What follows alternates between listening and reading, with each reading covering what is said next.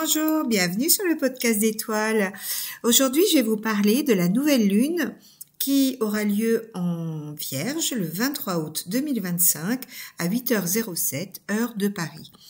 Alors, le 23 août, la lune et le soleil vont se retrouver tous les deux à 0 degré 23 minutes du signe de la Vierge pour ouvrir un nouveau cycle dans ce signe de terre mutable. C'est une nouvelle lune un peu singulière parce qu'il va y en avoir une autre le 21 septembre qui se passera lui aussi dans le signe de la Vierge, et on peut dire qu'il y en a une qui se trouve au seuil du signe, 0 degré 23, et l'autre à l'achèvement, tout à la fin du signe, à 29 degrés. C'est un peu comme une initiation en deux temps de cette énergie. Entre les deux, on va effectuer une traversée du réel, du quotidien, du corps et du service, mais aussi une traversée du chaos, des ruptures et des réinventions. Parce que si la Vierge évoque l'humilité, des gestes justes, elle est ici convoquée dans un contexte planétaire d'une intensité peu commune où la conscience du monde et celle de notre propre alignement ne peuvent plus s'éviter. Ce 0 degré de la Vierge n'est pas simplement un recommencement, c'est l'ouverture d'un seuil sous haute tension. Parce que ce qui frappe immédiatement quand on regarde la carte de cette nouvelle lune, c'est la présence d'un carré très serré à Uranus qui se trouve à 1 degré des Gémeaux. C'est la première fois depuis plus de 80 ans que la nouvelle lune en Vierge se retrouve en carré croissant, autrement dit en friction directe avec cette planète qui est quand même le symbole des secousses, des ruptures et de l'éveil. Et cette fois, l'impact est d'autant plus puissant que la Vierge gouverne le corps, la santé, les systèmes de pensée et le travail quotidien. Uranus vient frapper là où nous pensions peut-être être en sécurité. En tout cas, il vient secouer nos routines, nos automatismes, nos méthodes, nos croyances sur ce qu'il faut faire ou non. Il vient nous déstabiliser, nous réveiller, nous secouer pour nous libérer. C'est toujours pour un mieux, même si le passage est souvent inconfortable. La Vierge, elle aime organiser, clarifier, hiérarchiser. Mais que devient ce désir d'ordre lorsque tout vacille, lorsque tout est bousculé, lorsque le système nerveux peut surchauffer, que le sommeil se trouble et que les émotions cognitives s'emballent? Ce carré lunaire à Uranus, c'est une remise en cause radicale de ce qui nous paraissait évident. Vous savez ces fameuses phrases de « ça a toujours été fait, ça a toujours été comme ça ». Eh bien non, ça a peut-être toujours été comme ça, mais maintenant ça change.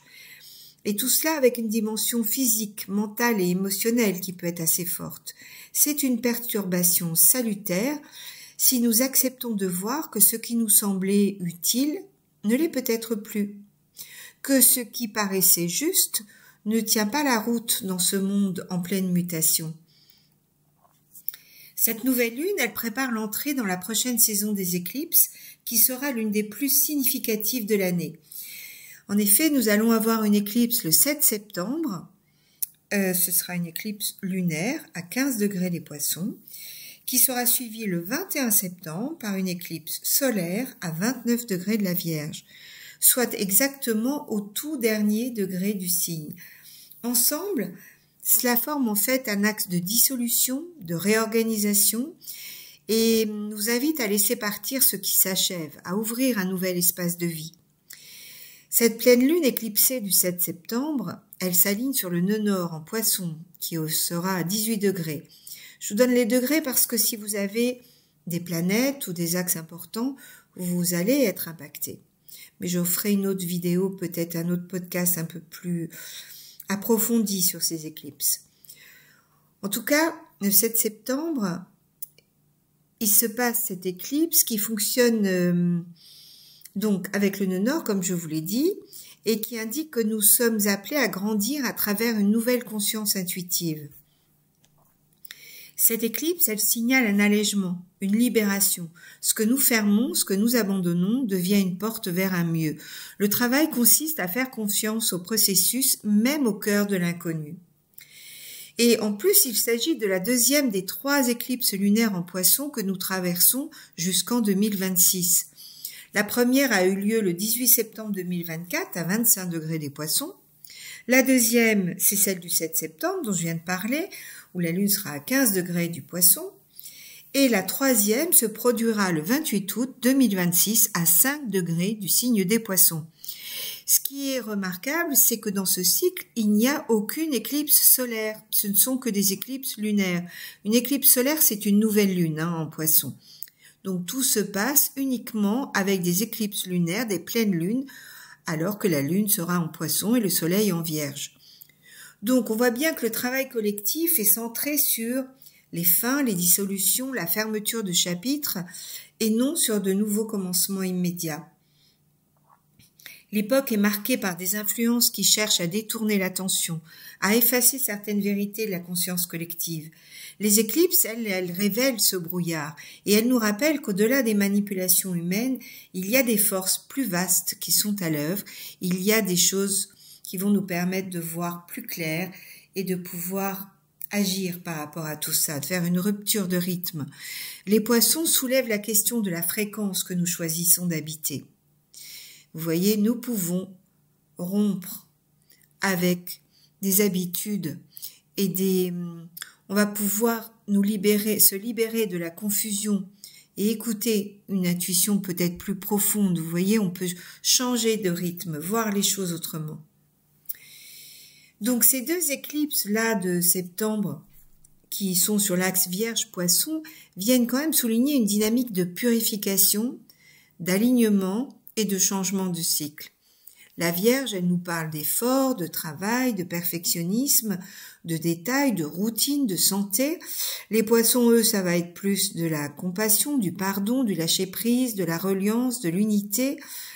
Et l'équilibre va se trouver dans l'articulation de ces deux pôles, en fait. Alléger les exigences, pratiquer la douceur, retrouver un rythme qui respecte le corps et l'âme. En fait, il s'agit d'apprendre à conjuguer effort et détente, discernement et foi. Cette séquence, elle révèle une dynamique de passage, un encadrement, non pas véritablement un encadrement, mais en tout cas, cette nouvelle lune, elle nous prépare pour cette éclipse. Et donc, elle nous prépare à cette entrée dans des périodes de révélation, de prise de conscience collective et personnelle. Et parce que les éclipses agissent comme des accélérateurs du destin. Et leur alignement sur l'axe Vierge-Poisson réactive une polarité essentielle, celle de la précision et de l'inspiration. Cette période, elle vient mettre en lumière les zones floues de nos engagements, de notre santé, de nos routines, mais aussi de nos croyances. Elle nous pousse à réajuster notre service au monde à travers une épuration des illusions et une clarification des intentions. L'éclipse lunaire du 7 septembre, elle sera conjointe à Saturne rétrograde. Même si c'est une large conjonction, on peut quand même la considérer. Et donc ça va exiger de prendre la mesure de ce qui ne tient plus dans nos vies comme dans nos structures collectives. En fait, ça va apporter un regard plus lucide sur ce qu'on doit laisser derrière soi.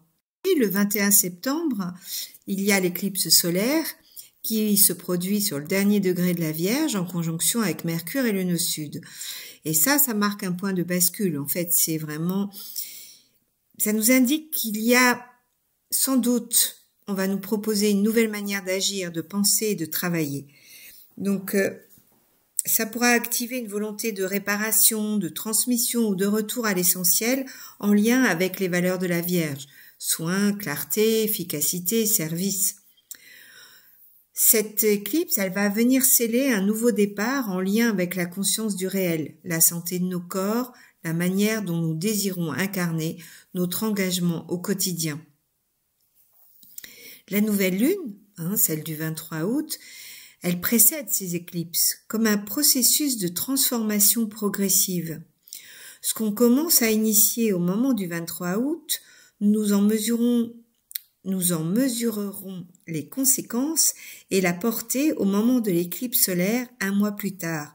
Il s'agit donc ici d'un temps de préparation, un ajustement intérieur, un recentrage, comme un tri nécessaire pour traverser les éclipses avec plus de conscience, de présence et de cohérence. Donc on voit bien que cette nouvelle lune, elle agit comme un seuil vibratoire. Elle n'est pas encore éclipsée, mais elle nous prépare subtilement à l'intensité de ce qui vient. Elle nous invite à affiner notre discernement, à clarifier nos intentions et à poser des bases solides pour traverser les turbulences à venir avec plus de présence, de justesse et d'alignement. En plus, nous avons Uranus en Gémeaux, qui symbolise l'irruption des intelligences nouvelles. Vous savez, j'ai fait ce podcast à ce sujet. Vous pouvez le retrouver sur mon site étoilehumaniste.com. Donc, Uranus en Gémeaux, c'est l'intelligence artificielle, ce sont les réseaux planétaires interconnectés, mais c'est aussi les pensées multidimensionnelles, fulgurantes, intuitives. Face à cette énergie, la Vierge, avec sa précision méthodique, elle peut sembler dépassée. Et pourtant, c'est précisément ce choc entre les deux qui peut engendrer des solutions inédites, pratiques et visionnaires à la fois. Ce carré entre la nouvelle lune et Uranus, c'est une passerelle vers une autre manière de penser, d'agir et de vivre. Alors, il peut précipiter des prises de conscience soudaines, des réorientations professionnelles ou des ruptures relationnelles. Mais ça peut aussi être des réparations, parce que finalement, derrière la sensation de chaos que cela peut provoquer, cela nous permet de retrouver une authenticité, d'être plus libre, plus dans la justesse. Et puis, au carré d'Uranus s'ajoute une configuration encore plus rare, c'est ce que nous appelons un iode, ou autrement dit un doigt de Dieu, et dont la nouvelle lune forme l'apex. À sa base, vous avez Pluton en Verseau et la conjonction Saturne-Neptune en Bélier. Ces trois planètes lentes dessinent un triangle étroit pointé vers le Soleil et la Lune en Vierge, comme si une force supérieure indiquait une direction inévitable, celle du changement de paradigme, celle d'une nouvelle graine qui est en train d'émerger. Pluton transforme nos structures sociales, nos systèmes de pouvoir, nos technologies collectives. Neptune dissout nos repères, nos illusions et nos anciennes identités. Saturne impose des frontières, des exigences et des leçons. Et donc ensemble, ils convergent vers la Vierge pour exiger une nouvelle hygiène de vie, une nouvelle rigueur, une nouvelle manière de servir le monde, mais cette fois depuis un lieu de plus profonde intégrité. Dans ce contexte, la Vierge devient l'un des signes les plus sollicités de l'année. Ce qui semblait fonctionnel hier devient obsolète. Des métiers disparaissent, des structures vacillent, la robotisation des tâches, la dématérialisation des services, l'automatisation de la médecine, de l'hôtellerie, etc. viennent bouleverser nos repères. Tout ce qui... on peut même s'attendre très prochainement à ce qu'il y ait des annonces liées à l'emploi, à la santé, à l'éducation ou au système administratif qui viennent imposer des changements radicaux. Et pourtant, la Vierge, là, on voit bien, ne panique pas. Elle s'adapte, elle transforme, elle améliore. Les tensions de cette nouvelle lune exigent une lucidité sans faille. Il est temps de lâcher prise sur ce qui ne fonctionne plus et de faire confiance dans notre capacité d'adaptation et de transformation. C'est peut-être justement l'opportunité de changer de métier, de revoir ses priorités, de remettre à plat son emploi du temps ou simplement de se reconnecter à des gestes essentiels comme boire de l'eau, marcher, respirer, prendre le temps et recommencer. Il y a un autre événement de taille, c'est le retour de Saturne à 29 degrés des Poissons, le 1er septembre, sur le dernier degré du zodiaque. Ce transit, il évoque une clôture karmique, une invitation à abandonner définitivement ce qui ne nous appartient plus. Saturne, en fin de cycle, demande une mise en ordre intérieure, une responsabilisation face à ses propres choix et une lucidité sur ses limites. Ça peut être l'occasion de dire non avec clarté et avec force, non à ce qui épuise, à ce qui divise et à ce qui fragilise. Un vrai non ouvre à un vrai oui. Oui à une nouvelle manière de penser, de vivre, d'être au monde. Oui à une intelligence du corps et à une conscience de l'instant. Le 28 août, quelques jours après la nouvelle lune, Uranus et Neptune vont former leur premier sextile exact. Ils vont en faire bien d'autres après, mais celui-là c'est le premier. Et c'est le premier depuis leur conjonction fondatrice de 93, l'année de la naissance d'Internet. C'est un nouveau cycle qui s'ouvre à l'intersection de la technologie et du sacré, de la science et du mystère. L'intelligence artificielle, les découvertes océaniques, la médecine quantique et plein d'autres découvertes évoquent bien ce monde en pleine mutation. Donc, cette nouvelle lune, elle marque aussi un tournant pour notre civilisation. Non pas dans un futur lointain, mais en fait, c'est déjà là, c'est aujourd'hui, dans le concret de nos emplois, de nos pensées, de nos choix alimentaires, de nos logements, de notre manière de nous relier au vivant, de notre quotidien en somme. Car la Vierge, avant d'être une obsession de l'ordre, une énergie, c'est une énergie qui est au service. Non pas du sacrifice, mais du service. Une question qui s'impose alors, c'est à quoi souhaitons-nous consacrer notre énergie ? Sommes-nous au service de la peur, du contrôle, du repli, ou bien au service du vivant, de l'éveil et de la coopération ? C'est dans les plus petits gestes que la transition s'incarne. Sourire à un inconnu, aider un voisin, ce sont ces actes simples, essentiels qui tracent la voie d'une ligne temporelle plus lumineuse, plus fluide et plus connectée. La nouvelle lune du 23 août 2025 n'est pas confortable. Elle remue, elle défie, elle réveille. Mais elle appelle aussi à un réalignement intérieur, un recentrage, une écoute et une épuration. Il ne s'agit pas seulement d'un nettoyage de rentrée, mais d'un recalibrage de notre rapport au monde. Il ne s'agit pas simplement de s'organiser mieux, mais de s'organiser autrement, avec conscience, éthique et lucidité. En fait, il ne s'agit pas de faire plus, mais il s'agit de faire mieux. Et si, dans ce vacillement apparent, une force neuve surgissait, éveillant une intelligence plus fine, éclairant nos choix ?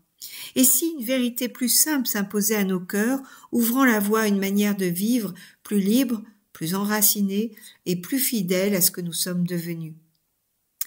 Cette nouvelle lune n'appelle pas des certitudes, mais le courage de la liberté, celui de quitter l'étroitesse de l'ancienne graine pour laisser jaillir une pousse nouvelle et offrir au monde du vivant une manière inédite de s'épanouir. Voilà, je vous laisse sur ces quelques mots. Je vous dis à tout bientôt. N'hésitez pas à liker, à vous abonner, à partager si ce podcast vous a plu. Je vous retrouve pour les éclipses. Et si vous souhaitez en savoir davantage, je vous mettrai sous la description de ce podcast tous les liens avec d'autres vidéos sur Uranus en Gémeaux, Pluton en Verseau, en fonction de votre thème personnel. Et si vous souhaitez apprendre l'astrologie, je démarre un nouveau cours. Il sera début octobre. N'hésitez pas à me contacter si cela vous intéresse. Ce sera en distanciel, un soir de semaine. Voilà, je vous dis à tout bientôt et je vous retrouve très vite.